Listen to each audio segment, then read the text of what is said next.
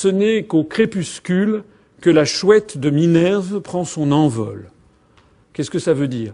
Bien, la chouette de Minerve, c'était Minerve ou Athéna pour les Grecs ou pour les Romains. C'était la déesse, entre autres, la déesse de l'intelligence. Et elle avait comme oiseau fétiche, comme on le voit sur cette statue, une chouette. Et quelle est la particularité de la chouette? C'est que c'est un oiseau nocturne.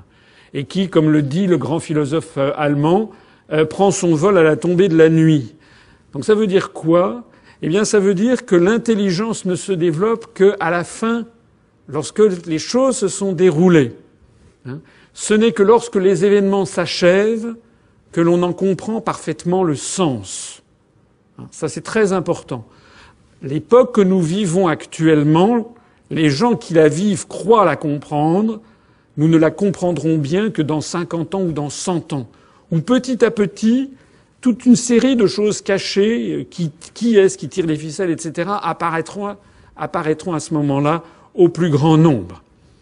Donc l'histoire, elle sert à comprendre le temps présent, mais elle sert surtout à prévoir l'avenir.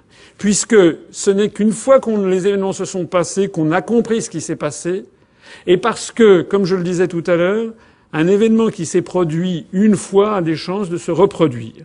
S'il s'est produit 5 fois, il a beaucoup plus de chances de se reproduire. S'il s'est produit sans arrêt, il se reproduira certainement.